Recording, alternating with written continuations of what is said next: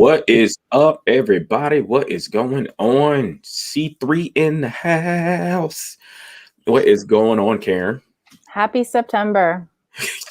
I know, it's crazy, right? What is going on with the calendar? I don't know. It's flying by. The pages just keep peeling away. Oh my gosh. Well, y'all, we are excited to be back once again with another C3 conversation. We have some amazing thought leaders like we normally do. But I'm excited for this conversation today. And before we bring Michael in, Karen, I always love to give you this space again, just to recalibrate folks of what C3 is and why we started this thing in the first place. Yeah, absolutely. C3 was founded because we realized that leaders like Lawrence and I have been creating our own individual ripples, trying to create massive amounts of conscious change in the corporate landscape. And if we put our ripples together, we can form much larger waves. So we created the C3 community and we manage the C3 community so that we can put multiple ripples together. And the people in the C3 community are those who are committed to co-creating. So we do these events, we co-create these events. We now have additional co-created events. And we're also co-creating the Consciousness Conference, ConCon, coming up November 5th and 6th. So registration is live. You can go to concon.pro and register for ConCon. And I'm very excited. That's going to be like our super concentrated consciousness training and networking. So we hope that we can create multiple ripples of co-creation and conscious change and really get things accelerated. And Michael is here. I met Michael, we engaged online a little bit. Yep. Michael is, he represents SchellingPoint, and SchellingPoint is a consultancy. What they do is they have this research and tech-based platform and methodology that helps organizations at multiple levels in multiple industries and multiple realms to align people in creating change, which is very exciting because that's what we're all here for in the C3 community. And I was attending an event for Future Works Alliance PHL, which is an initiative to prepare the city of Philadelphia for the future of work. Which we don't talk about the future of work as a term here. We haven't yet in C3. Maybe we should add that to the roster of potential topics. And I'd love to have Anne Gemmel on. She's the one leading this initiative in Philadelphia. But that essentially, that's a civic initiative that includes fighting for equity, for greater equity in the workforce. And beyond. And upskilling professionals in the workforce so that we can take professionals at risk of being obsolete as we innovate and preparing them to be contributors to the future of our economy and innovation and progress. So Michael came in. I'm going to let Michael tell you a little bit about how he and Anne got together on this initiative, but what he showed me was really mind-blowing in terms of how the research, the way that change management has been approached and the flaws in it and the gaps in it, and how this process fills those gaps and helps bring people who all collectively want a similar purpose, but have multiple perspectives coming into it, how to bring all those various perspectives in alignment so that action takes place and outcomes occur. So Michael, please tell us more about this methodology and SchellingPoint. Karen, Lawrence, thank you very much for inviting me to join the community here today. And you please guide me in terms of when I'm explaining too much or going too detailed or making everybody want to leave the room. I'll just introduce things as I know how to, and you help me make sure I do this in a way that's valuable to everybody listening and engaging in the dialogue here. That sounds good. And when Doc joins us, I'll introduce him and we'll introduce what he's done and how these two pieces fit together. Great, excellent. So again, please leave me. But welcome everybody, and it's a pleasure to talk with you today. And Karen mentioned that we came out of a research initiative. So my colleague and I we'd been involved in management consulting, working on global projects, US projects all around the world, effectively making change to organizations through management consulting. Did that with one of the very large corporations, also built our own firm. And I also played roles as a turnaround CEO and other things, and got involved in having to make change in organizations. And we just felt, my colleague and I, that despite well-meaning, well-intentioned, well-educated people, with the current sort of theories and concepts of teamwork, of group work, of change, we were still felt there was a gap in terms of the ability of a group to come together with all that intelligence and understanding and well-meaning, and the ability to translate that into actual outcomes and impact. We thought there was still a gap there. So we arrogantly funded a 2-year research project to see if we could understand somehow what others hadn't found out, and to see if we could learn and study. And so what we have today in terms of concepts and methods and tools that are derived from that research, just to explain the research, is that off to my left here I have a server, and at the moment there's about 450 organizational initiatives and change activities in a digital format.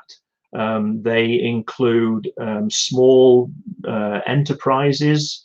They include the World Health Organization and neglected tropical disease, with nurses in the Amazon and people in Ghanaian villages.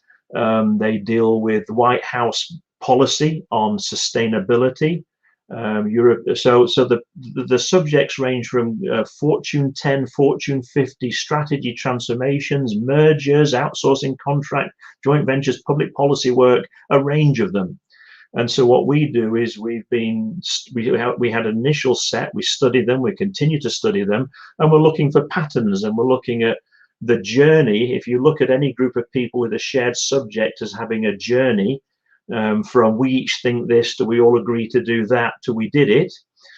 We analyze these things to spot trends. That material I've been teaching at places such as the Cornell Business School for the last few years, and other business. So we have a teaching component.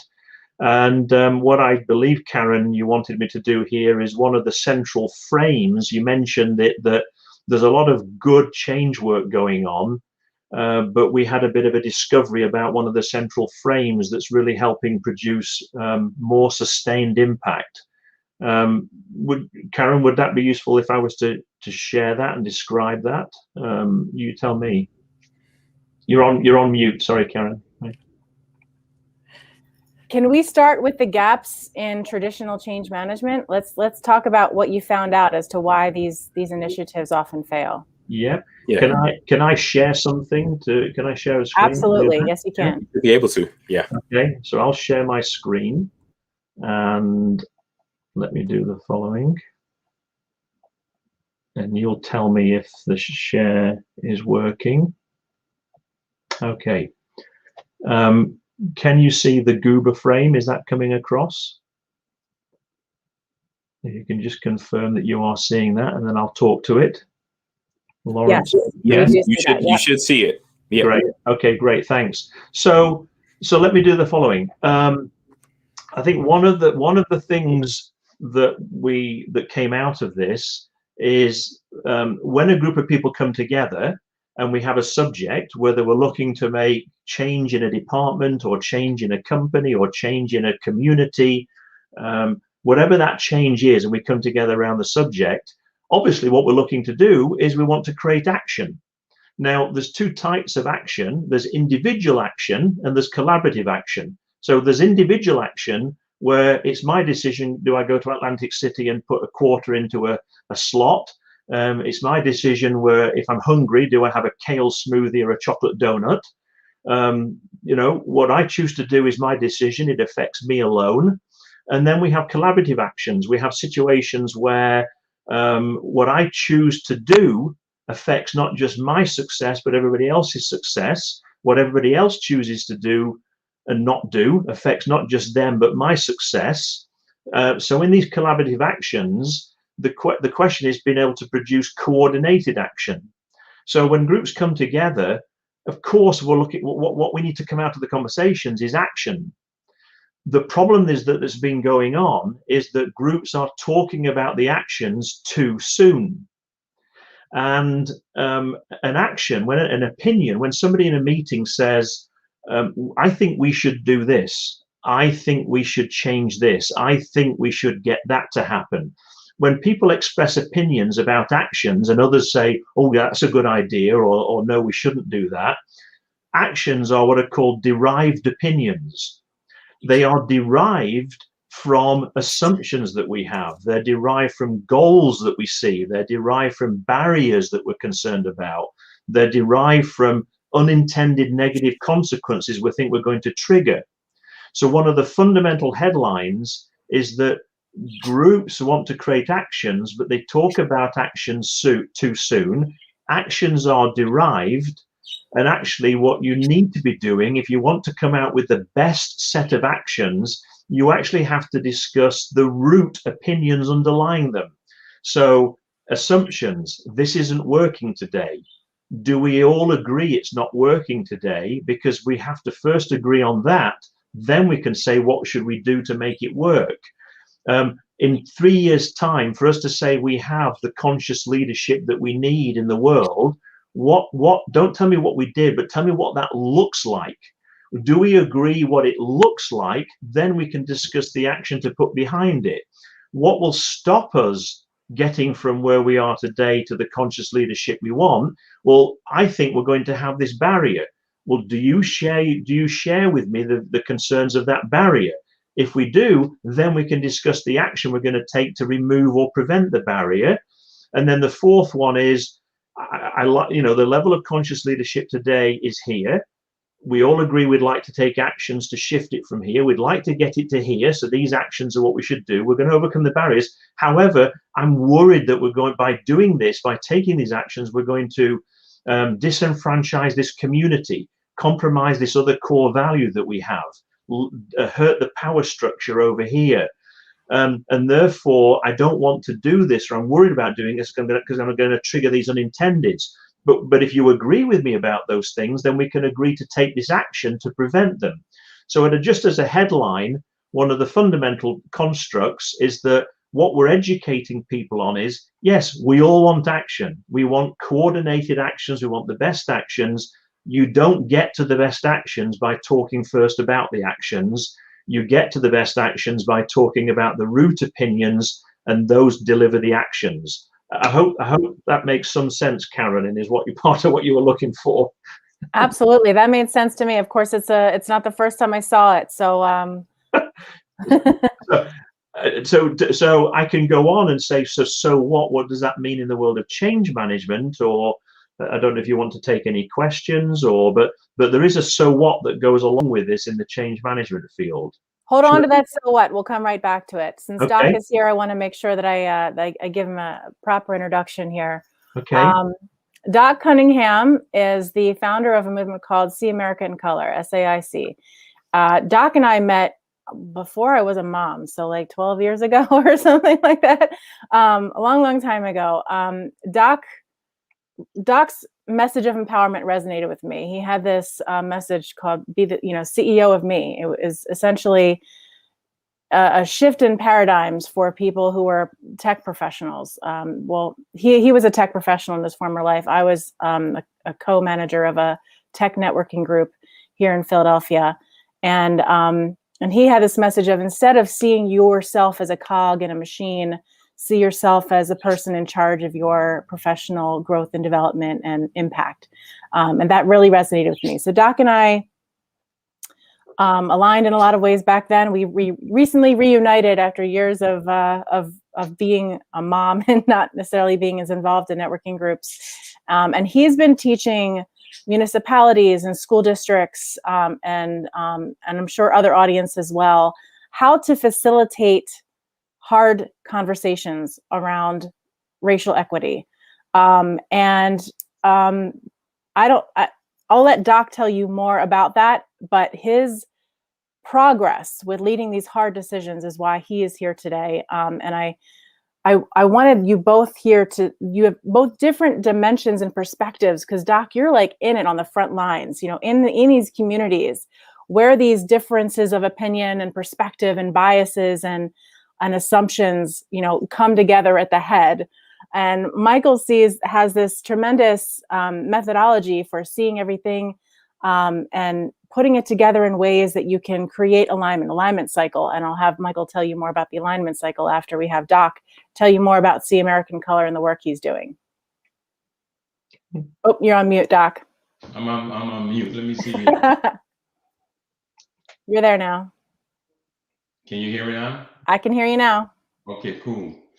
Well, with such an introduction, Karen, I think the only thing left for me to think about doing is walk on water. Thank you so much for inviting me. I'm just so grateful to be joining you and Lawrence, and I caught a tail end a bit of what Michael was sharing. And trust me, I'm sure there's some pieces that he just shared I'll be able to piggyback on. Let me quickly, in the interest of time, give you a snippet of my personal and professional background so you learn a little bit more about me and how I got to this idea of See America in Color. By now, you might have detected an accent. I am originally from the Caribbean, migrated here many moons ago. I don't want to tell you how many years. Basically to go to college, ended up getting a bachelor's and eventually a master's in computer science and management information systems. Worked for a company which at the time was known as the largest research consortium in the world. And that's just a fancy way of saying we did R&D for the local telephone companies, right? Sounds nice, but that's all we did, right? So we were the Bell Labs of the regional telephone companies. You know, Bell Labs did the R&D for AT&T, and the company I once worked for did the R&D for the several regional holding companies that were created. I two particular assignments or roles I had during that part of my professional life that carries over to what I'm doing now with See America in Color. And Karen, as a career coach yourself, I'm sure you can relate to the idea of having skills that are transferable. And so one role was what was called the Systems Integration Manager, and that was responsible for bringing all the subsystems of this massive, complex computer system that's installed in the telephone network. And it involved interacting with all levels of the workforce, from executive all the way through the customer in the field. And as you imagine, that's where I was able to hone my leadership and communication skills. And then the second role was part of what they call the root cause analysis team. And Michael, this is kind of where you were headed. And that involved basically, once the system went out the door, reviewing millions of lines of code to figure out where the bugs were introduced into the system. And as you'd imagine, while I was trying to get a better understanding of civic and social issues, I had a kind of root cause analysis hat that I was wearing. So hopefully that gives some context. I can share a little bit more, but I want to engage amongst us, as you've already started, Lawrence and Karen, and so I'll use that as the impetus to throw in, or as you pull me in for additional info. Thank you so much. Thanks for being here, Doc. Yeah, and I have a question for you gentlemen, particularly if you think about just these concepts, right? People start hearing things of conscious leadership, change management, and they, you know, more times than not, you have a whole lot of people in the world that are able to pontificate with the best of them. But when you think about Michael and Doc, when you think about just connecting smart people that, you know, again, putting your egos aside to actually do the necessary work, what are you all doing to help people say, okay, it's okay to be the expert of you, but allow others to be that in spaces with you because of what we're trying to get across and what success looks like in this next normal? Doc, well, I'll let me provide a couple of examples if I can. There are 7 neglected tropical diseases. They're neglected because we don't know the transmission method, and because we don't know the transmission method as how people receive them, then the Gates Foundation and others, the philanthropists, generally won't put large funding into them because they can't cure them. The most neglected tropical disease is called Buruli ulcer. It starts as a mound on the skin, and then it will turn into an ulcer, and then eventually you'll lose all the skin on your arm, and it'll turn cancerous in some cases. And so the problem is in Africa and other parts of the world, these things are occurring. And unfortunately, people turn up at the clinic when they have an ulcer and they've lost the skin off their arm or the leg or the head, and then they're having to be treated. And what was happening was that every 2 years in Geneva, researchers from around the world would turn up in Geneva and present papers. And they would say, we've been doing this study, we've been doing this nursing, we've been doing this here. And they'd do a lovely presentation, a great presentation. And then the executive of the world of the group, the neglected tropical disease group, said, I'm a bit frustrated. There's wonderful people turning up with wonderful presentations. There's the number of patients out there in the world is not declining. We're not having an impact. What do we do? And actually, there was an executive at the Hershey Corporation, because obviously they do a lot with their cocoa beans and etc. around the world, who said, yeah, this is something we would like to deal with if we can.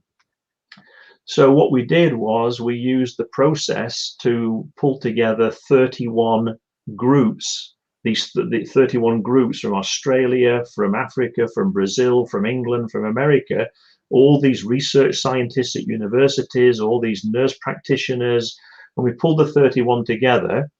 And Lawrence, to answer your question specifically, one of the things we've learned is a group of people need an explicit shared purpose. So what lots of groups do is they get together and they say, hey, we're all here because we want to deal with X.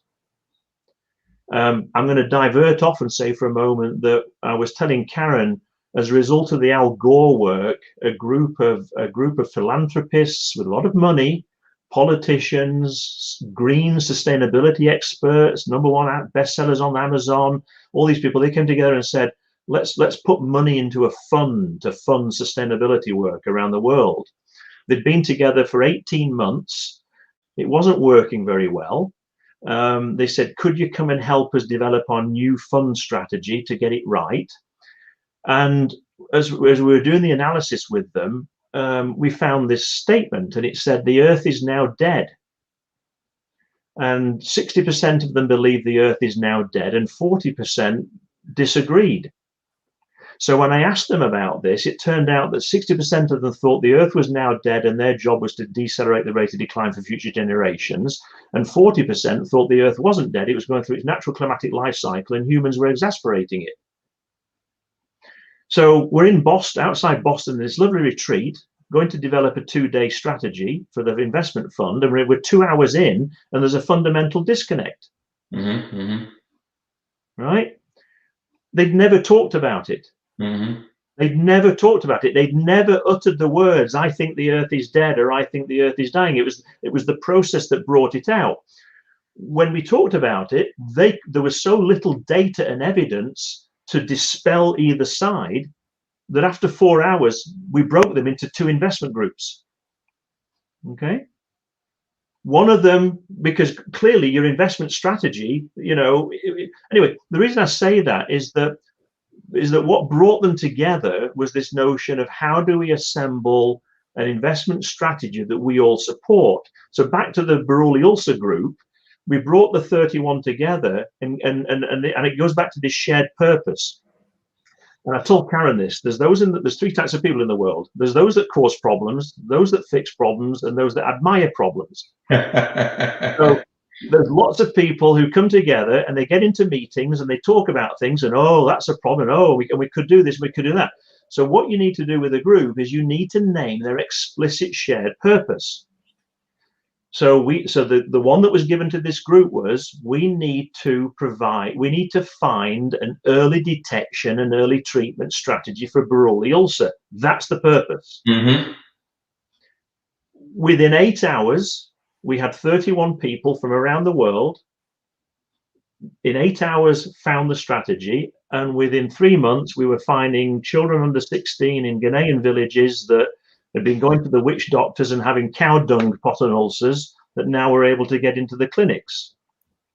So that to answer your question, I'll close here and let Doc and others talk, is if you want to create coordinated action in groups, you have to name the purpose of the group and design the actions around that purpose, and all the conversation has to lead to those actions. I feel like I'm shouting a bit, but that's the big learning that's come out of it.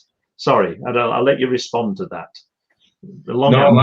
I love that, Michael. As a matter of fact, you were giving me chills a little bit in terms of firing me up to get busy. Sounds like that door, that organization at 31 is one of the doors I need to be knocking on. But yeah, let me try to address Lawrence's questions in two-part answer. One straight and simple, and then the second one giving more insight as to how See America in Color came to be. One of the philosophies by which I live my life is the idea of, tied to the word awesome, AWESOME. And I often share with people that if you're going to be awesome, you have to spell we, AWE, before you spell me, SOME. So that simplistically is one of the ways, one of the philosophies I live by. If we're going to be awesome, you got to spell we before you spell me. Now, to give a little insight, and I'm going to try to do this in the New York Minute version, because as Karen knows, I could get carried away, as to how See America in Color came to be, right? So between 2012 and 2015, a series of national news stories that didn't sit well with me, and I was frustrated, confused, fed up, pissed off, pick any set of words. And I got to the point where part of my frustration was feeling that a week ago, I thought I understood the issues, and a week later, I was back to square one.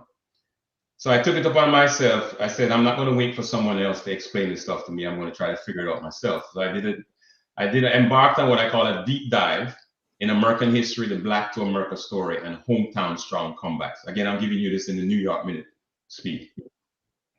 And so it took me back to the 60s and some of what happened during then in terms of social protests and activism. And one of the things I realized, guys, was in addition to what was happening in the street, there was something happening in consumer technology, and it was the arrival of the color TV set. And what it did for us then was it allowed us to see what was happening in the world, in the street, in the moment, in a more up close and personal way. I like to say it allowed us to see America in color. And that was the first point at which the concept, the genesis of the concept came to be. So, you know, I caught my breath, stuck a pin and said, I need to keep digging further. And I realized I needed to find a way to explain the concept to a younger audience, because they might not have lived in the 60s and wouldn't necessarily identify as readily as some of us might. And so I put my tech hat on by explaining the difference between how a black and white TV works and how a color TV works. Again, this is in a nutshell. A black and white TV works by projecting a stream of light and varying the intensity of that light such that we get shades of black and white and gray. A color TV works by, instead of projecting a stream of white light, and I say that on purpose, it projects 3 streams of colored light, red, green, and blue. And in combining those 3 streams of light is what gives us the beautiful picture we see on our color TV set. And so See America in Color is really about combining 3 streams, American history, the Black to America story, and hometown strong comebacks, to give us a much better picture of civic and social issues for a higher level of citizenship. And we do it by adding smarts to civics, the way biz and tech leaders do with systems and gadgets. And at the end of the day, our mission is to awaken sleeping greatness through smart civics. So that, in a nutshell, is how SAIC came to be, because of my own personal frustration of not understanding and feeling confused and saying, I needed to get it for myself. And then once I started to get it for myself, I said, well, maybe there are others. Maybe there's an audience out there that would be interested in getting it as well. Thank you, gentlemen, for throwing that out there, because I think we have a question out there from Tanya, one of our participants. And when you think about just making these things practical and tangible, because again, you all are doing this work with people on the front lines. And so the question is, what would you recommend to get over the hump of just talking about it with leadership teams, but similar to what you both described of leaders getting off the bench and actually getting in the game to move towards this shared purpose and getting to the root of things? Great question, Tanya. Thank you for that. It is a good question. Doc, you probably have an answer. My answer is in the form of showing a screen again to give Tonya something to go work with.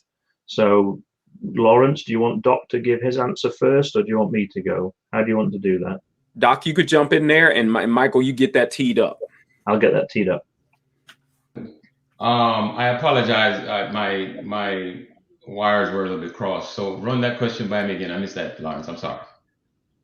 No. So what do you recommend to get over the hump of getting this topic on the table with leaders, particularly those that may be contributors of root problems? So what I've been trying to do, I've identified 4 or 5 areas that I target. There are, if I had to break down See America in Color, it would be a framework, focus areas. We have 4 R's. We have functions and features tied to SAIC. So let me focus on the features. I think that might best guide us in terms of answering the question. So when we first started SAIC, I thought to myself, how do you introduce this to the marketplace, right? How do you knock on the door, create an entryway into a concept which is brand new? And so, as I shared with Karen when we chatted, we launched an essay contest back in 2019 when we got the ball rolling, because I thought that'd be one way to start getting inside to school districts. And so word was sent out to over 600 school districts in New Jersey, as well as 70 plus independent schools and colleges and universities and that type of stuff, right? So for each of these 5 areas that I've identified, what I've tried to do is figure out, of the features tied to SAIC, which ones provide a ramp, so to speak, to help introduce the concept to that audience and then hopefully to a broader audience. I don't know if I'm tapping into your question specifically. That was it. Yeah. Good. Thanks, Doc. So do you want me to, can I try and answer Tonya's question in a way that she can take something to maybe go and practice with or go and work with? Does that work? Definitely, Michael. So I apologize if you see me typing. I'm not doing an email. I'm actually trying to create the shared purpose that would set up the conversation. So let me bring this up on the screen to answer Tonya's question here. So I'll also just take it from, while you're teeing that up, I'll just say from a coaching perspective, it's the rapport that you build with these leaders that will enable you to kind of point out, where all the evidence, the data, the input, the feedback points to there being a root issue. So in a coaching relationship, that's what the coach's challenge is sometimes, to build that rapport with all of the leaders to enable them that safe space, and creating permission and asking permission to say, do you mind if I point out an observation? It doesn't always go well. It's true. Yeah. Even if you follow all the best practices and come from the right place and the right intention and the right heart, it doesn't always go well. But it's kindness and candor to move forward. I'm sure Lawrence has some opinions about how that goes when you're working with a leadership team to kind of say, oh, the problem is right here with the leadership team. But Michael, I'll let you continue. Yeah, before I dive into the slide, I'd like to just carry on that, Karen, because again, I've worked with over 250 executive teams, and we've got data on it. So when an executive triggers a conversation, this is about, will an executive engage in a conversation? There are 3 triggers. There's a periodic and 2 episodic. So a periodic trigger is we're 2.5 years into our 3-year strategy. I think we should discuss the strategy. So that's a periodic. You know, we're 3 years into our 7-year outsourcing contract. How's it going? There's 2 episodic triggers: opportunities and problems, and then they're internal and external. So problems are I've gone out and been talking to the clients. I've been out in the community, and I'm seeing a problem that's occurring or on the horizon. I come back and say, let's do something about it. And then internally, somebody brought me something, or I went and walked around and did a Gemba walk and talked to people and said, oh, there's a problem. And then there's opportunities. So the first thing to bear in mind is for an executive to be willing to say, yes, I want to expand that into a conversation, or yes, I will go get some others and turn that into a conversation. It has to be one of those 3 triggers. And there has to be something where they're willing to acknowledge there's an potential opportunity or a potential problem, or it's time-based. If that makes sense, so that basically means not everything has to be a problem. And there's a way of bringing it to them in terms of Tonya, you could go to an executive and say, I've just been in part of a group and I've learned something about way to deals with something. I'd like to introduce this new learning to you, because it's learning that's given to managers, and so it can be set up multiple ways. The point is they need that trigger to go, oh, there could be something here. So what is it that I was going to suggest in terms of actually what you would do? So if you go back to this frame, and Tony, I'm assuming that you saw the beginning of this. This is the thing about change management, because ultimately your purpose of talking to this executive is to create some change. It's to affect some change. And I hope you'll find this framework valuable. By the way, what I was typing in was,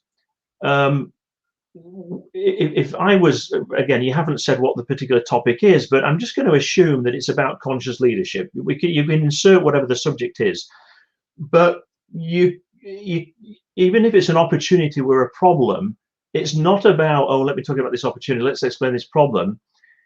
Ultimately, I'm an executive, right? As an executive, I'm supposed to choose where we put effort and put money and resources. And at the end of the day, whether it's a corporate organization or a government agency or an NGO, we have a strategy, right? So every time I'm looking at something, I'm trying to make a decision. Is what you're asking me to talk about, is it something that's going to help the achievement of our strategy? Because that's what I get paid for, and that's what I get judged by.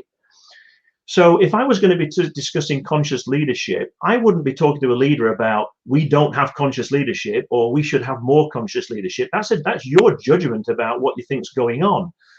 The executive issue that you're asking them to consider is determining the right amount or the nature of conscious leadership that will support our business strategy. That's that is something that they cannot step away from. That is something they're responsible for doing. Does that make sense? First of all, yeah. This is what I call CXO talk. Yeah. So no, we got a problem. No, not we got an opportunity. One of the things that the leadership needs to do is determine what's the conscious leadership that supports the strategy. Now, let's get through to, again, this specific, the learning that Karen thought might be valuable to some of you on the call here today. There's a fundamental tenet. It is the fundamental change principle. For action to occur, there must be awareness of a gap and motivation to fill the gap. So what that says is, if I'm going to do anything, if any of us on the call here is going to do anything, first of all, we have to see a gap, and then we have to be motivated to fill the gap. The gap is A. So when you get dragged into a meeting room and you're told, okay, everybody, this is why we're here. Let's talk about what we're going to do. If you're in your head going, I don't know, I don't agree with why we're here. I don't think there's a problem. I don't think my organization or the world has a deficiency in conscious leadership. I think everything's fine. So I don't see a gap. Don't waste my time talking about actions.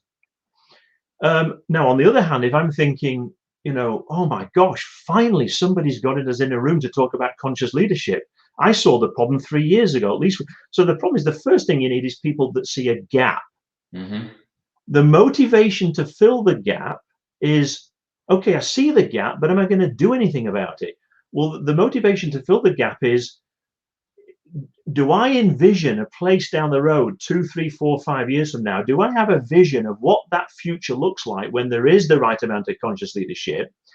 And how valuable is that to me, compared with the actions we're going to have to take, the barriers we're going to have to overcome, and the negative side effects we're going to trigger by doing it. So I don't mean to get all mathy here, but the behavioral science that we have to understand that we're teaching change leaders and others is, if you can't compute this algorithm, in other words, if the value of G minus the cost of the actions, the barriers, and the negative side effects, first of all, that has to be greater than those. And the reason for N is N's a variable, because for me, it needs to be 5 times bigger. For somebody else, it needs to be 10 times bigger. For somebody else, 1 times bigger. So first of all, I need to have a future that overcomes the constraints, and that needs to be greater than the size of the gap. So in other words, if the gap has a damage cost of 3 and this nets out to 2, yeah, I have a gap, but it's still not worth trying to work on it. What that means is that in practice, if you're going to create change with people, there are 5 things that they need to commit to and agree with or reject. So when you're understanding a group of people, you can't just go sell them on, come on, you should, please get on board this conscious leadership, train. Get on this journey with us, because it's this wonderful place that when we get there, it's going to be so good. What's going on that you have to respect that in their head, they're deciding whether they're on the resistance, compliance, commitment, spectrum based upon these 5 factors. So and you're doing the same when you're in an organization and one of your managers comes to you and says, I want you to do this. You do this in your head. Do I agree there's a problem? Yes, I do. Do I agree there's an opportunity? Do I agree right? Do I agree, first of all, there's something to be done? Do I like the sound of where it would get us? Do I think the actions are going to get us there? Do I think the barriers that we're seeing people agree with are surmountable? And do I think the blowback we can cause is something we can overcome? So let me just stop there. The headline on this is that now we know there are these factors.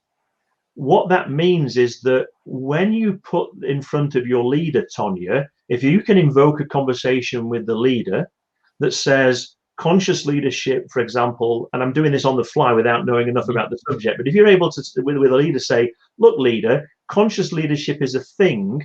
Would you be open to entertaining a conversation about what's the appropriate conscious leadership for our organization that will support our strategy? Then they say, and if they say, well, yes, that's a reasonable request that we do that, then rather than diving into actions and going, well, you see, I think we should be doing this and more of this, and our leaders need to get trained in this, you need to go to court, all of a sudden we're into actions. What you actually want to be doing is engage them in what are people's views of the current state of conscious leadership.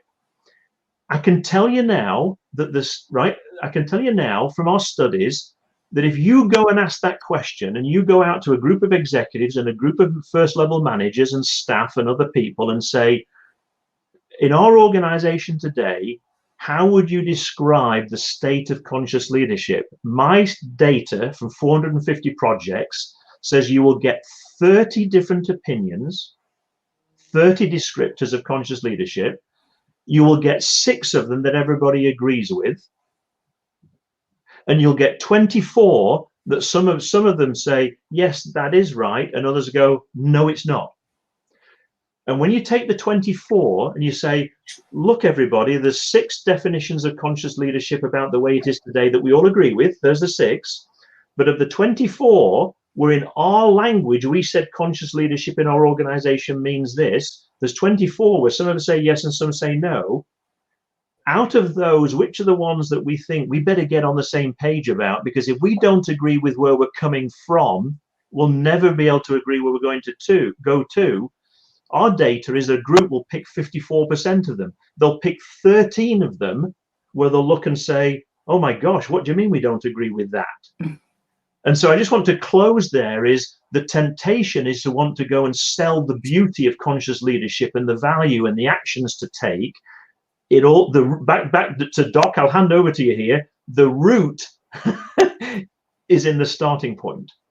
You can't go and tell a group, we don't have enough conscious leadership, so let's talk about having more of it. It all starts in the root, and having a group that says, this is our current level of conscious leadership, we agree with that. Now we have that single shared platform. Now we can go talk about the other factors. Sorry, Karen, but that, I hope that makes some sense, and I'll stop there. It does, and it's actually led me to think about what Doc does. Okay. I see his screen spinning. I don't know if you guys see that, so I don't know if you can hear me or not. You guys see Doc's screen spinning, or do you see Doc? Yes. Okay.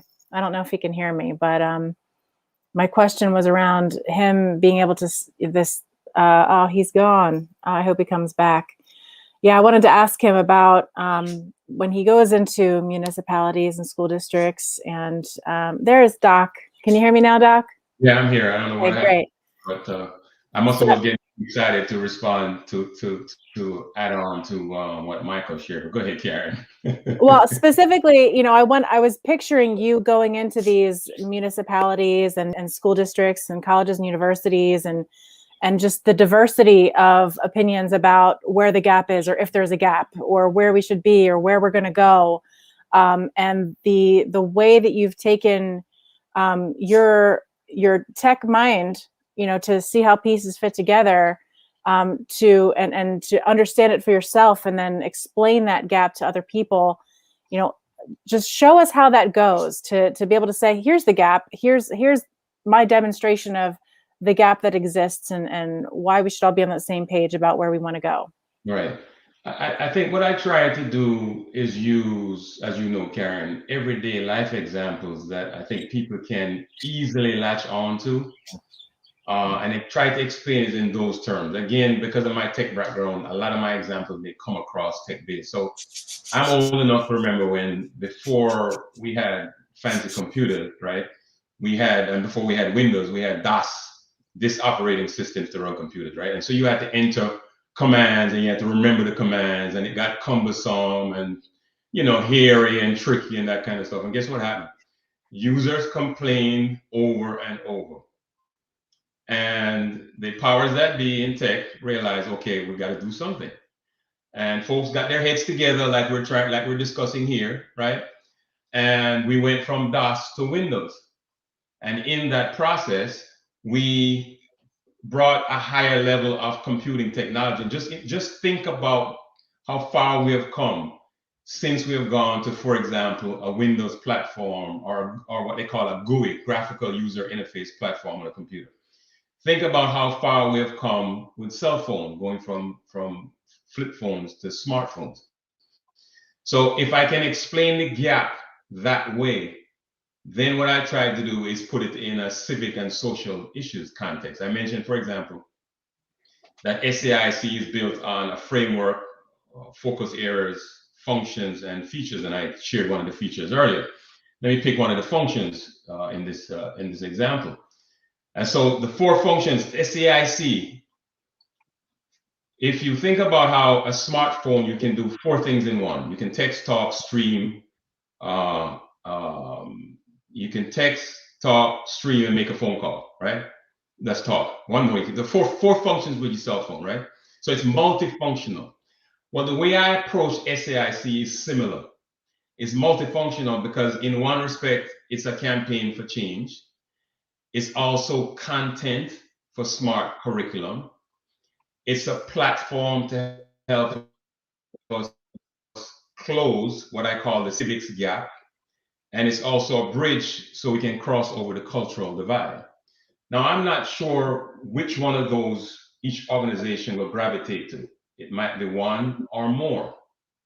But if I can give them a tech example to explain what a gap is, and then share those 4 functions as to how it might apply to civic and social issues, I think that lends itself to a greater conversation and maybe the potential to create some synergy. Because Karen and Lawrence, again, this is where I come to this subject of conscious leadership as a naive learner.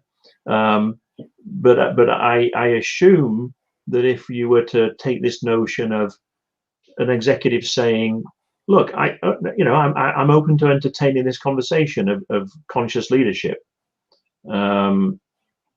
So in the gap area, when there's a lack of conscious leadership, could you tell me, I'm not asking you to do it now, but it would be, what does that lead to? Yeah. Yeah.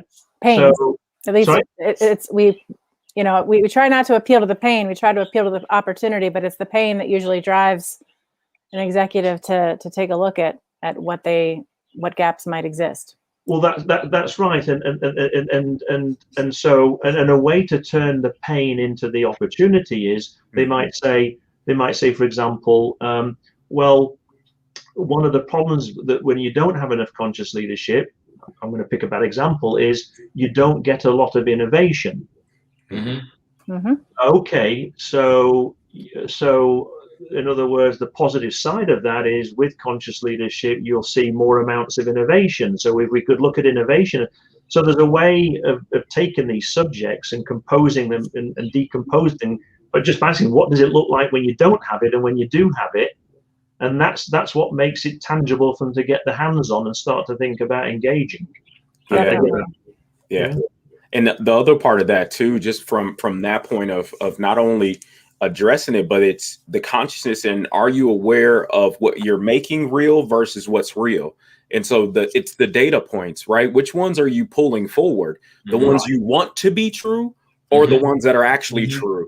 And so a lot of times that in the gap that exists there of this whole time, we've been going down this rabbit hole of I want it so bad that it's the confirmation bias of things. And so you kept chasing that thing that's not real. Like you've made it real. And so now it's pulling that consciousness forward and giving, and somebody said, I know if it was you, Karen, threw it out there, giving themselves permission to work in reality again. So that once we get back to reality and we're actually working with the data points we should be, then that's the creativity and the innovation that we should be honing in on so that we can have the better conversations like Doc's been talking about. So you could actually get yourself out of fear, trepidation, and all the rest of that stuff. Because a lot of times what you're afraid of, you actually don't have even evidence of. And so you've watched it, you pontificated about it, you made it true so much so that you don't even want to touch it with a 10-foot pole. And so now it's like, put the pole down. Let's actually talk about what's present. And let's actually have a real conversation. And I that's the parts of it that I believe Karen and I, when we first sat down to have our conscious leadership conversation, it was two people sitting in a space that says enough is enough about all this competition stuff. It's like we're competing against people who have similar shared missions and purposes. We said, guess what? If we say we have and believe some of the same things, putting our posters and our values into practice, what does it look like? Just what you did, Michael. It was like, what's the big thing? What's the shared purpose with more conscious leaders? Leaders actually helping people be better than harming people. And so pulling that forward as a shared purpose and vision, that's what has us here over a year later from that first initial conversation that happened in summer 2020. And Lawrence, if I can add just to confirm something you just said, is that when we first of all name that shared purpose and they say, okay, I'll entertain that discussion, it's reasonable, we show that GUBA picture and we say, look, we have to get these 5 things that we all agree to, A, G, U, B, and the actions. But your point about the barriers and the constraints is that B that's sitting there, we say, we know that the journey, once we agree with the gap and we can get all excited about the future, we know there's going to be barriers. We also know there's going to be unintended negative consequences. You can't impact a system and not trigger negative side effects. No. What we're asking you to do is to set those aside for the moment and tell you we will respect them, we will treat them, we will bring them into the conversation. And what happens when you do that, you basically make it right in front of them to say all that junk in your head where they're thinking, well, this is never going to work because of this, and I don't want to do this because it's going to cause this problem. It lets them let them go because they know you're going to get to it. When we eventually ask them, why won't this work? a group will express 45 reasons why it won't work. It all comes pouring out. When you ask them, how will it trigger unintended consequences on you and others, they'll average 11 of them. So the B's and the U's that are constraints, 45, 11, yeah, you can do the math, right? That's 56. When you ask them what does success of conscious leadership look like, the average number of success indicators is 18. So in their heads, they're going, there's 18 ways I can think of why it looks great, and I've got 56 reasons why it's going to hurt getting there. So we tell them this right up front. And so Lawrence, I just wanted to confirm this notion of the barriers and throw the barriers away. Yeah, you do it by putting the frame in front of them and saying, we understand, and we'll work through it. Sorry, Karen. Well, we have a couple minutes left, and I wanted to ask you, Michael, if you could cue up the whole alignment cycle slide that you showed me yesterday. While I asked Doc to, are you still having the Friday night lights events, Doc? Yeah, Friday night flights, another one of the features that we started. It's a play on Friday night lights, and as you know, what that means in terms of sports and youth culture. And so that Friday night lights is a feature we came up with to apply to civics. And so we do that on Friday night. We launched that as well with school districts, and we're hoping to spread it evenly across the country. Yeah. So if you want to have Doc come into your municipality, school district, university, college to facilitate some civic discussions, then Doc, where should they get in touch with you? How should they get in touch with you? Yeah, on my social media, Twitter, at Doc Cunningham, and that probably is a simple way. You'll get my email there, you'll get the website, the whole nine. So at Doc Cunningham on Twitter probably would be straightforward. Thanks, Karen. Thank you. Michael, quickly, I know that there's a lot that you explained to me about the slide, and I got to see you go through the alignment cycle, part of it, through the Future Work Alliance event. But if you could just show us, the general gist of it. What I thought was key about that especially was how you don't reconcile all differences of opinion, obviously, but you have a way that you can show people these are all the differences of opinions, and without judging them. I'm not saying this one's right, this one's wrong, but being able to give people opportunities to explain their reasonings why they have these opinions, which helps you bring more alliance and alignment into the groups, which obviously helps facilitate greater agreement on what the action should be and what the goals and the outcome should be. So I'll tie it to, I'll do it quickly, and I'll tie it together as a close with what Doc said he gets involved in doing.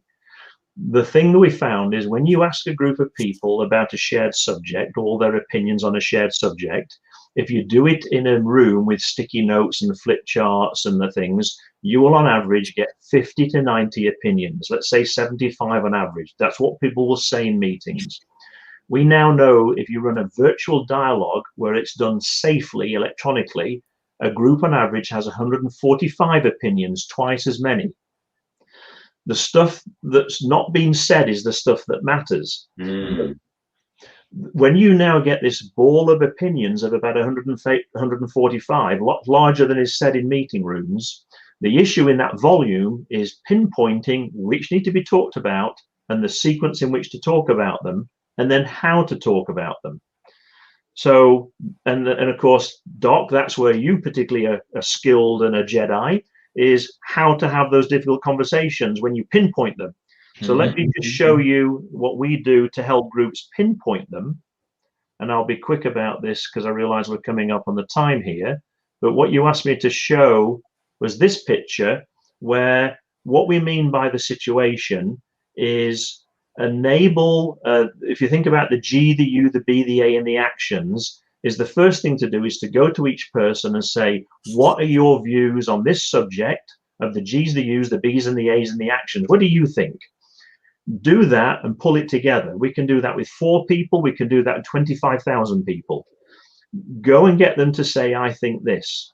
We pull it together, and then you send it. This is where the 145 come in, and you send it back out to them saying, this is what your community said. These are all the G's, the U's, the B's, the A's, the actions. This is what they've said. That creates, whereas each person comes in with 5 to 15 opinions, that now means each person suddenly sees, oh, this is what my community is saying about this subject. So private, very quickly they get educated, and then they can respond with, that's a great idea, that's a silly idea, I agree with that, I don't agree with that.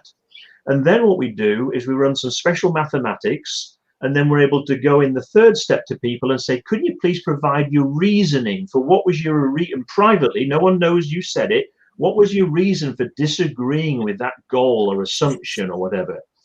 We then have an AI technology, Joe, and we're able to read all of this and read it and say, right, if that's what the group is thinking, they should discuss these assumptions, these goals, these actions, these barriers, and they should discuss these things in this sequence to come out with the most valuable, viable, and endorsed set of actions.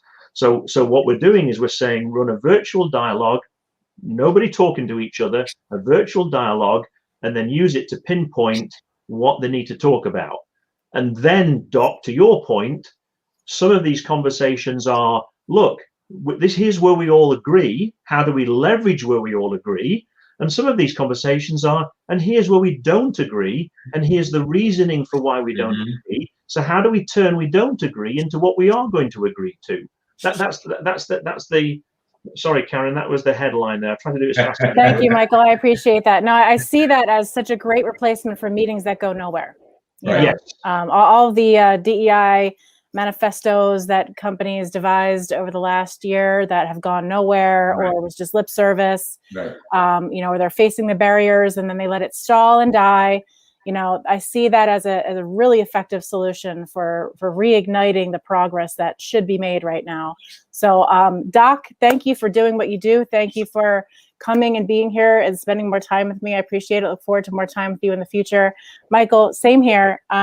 Thank you so much for coming here and explaining, you know, what SchellingPoint is doing to help catalyze change worldwide. I really appreciate it. Lawrence, appreciate you as always. Thanks for running the back end in the comments. I got you. All right, y'all. Well, thank y'all, gentlemen, for being here today. And just like you said, just sharing the tip of the iceberg of all the great work that you're doing in the world. And again, like we always tell the rest of our panelists and speakers, don't be a stranger. This will not be the last time we dig into these topics. And so always tell people, please connect with our panelists. Please connect with each other, become a member of the C3 community, and go register now for ConCon 2021. And again, if you want to be a speaker or anyone like that, please direct message us so we can send you the speaker document and we can have a conversation about it. All right. Awesome. All right. Until next time, folks, have a great one. Have a great one. Thanks for having us. All right.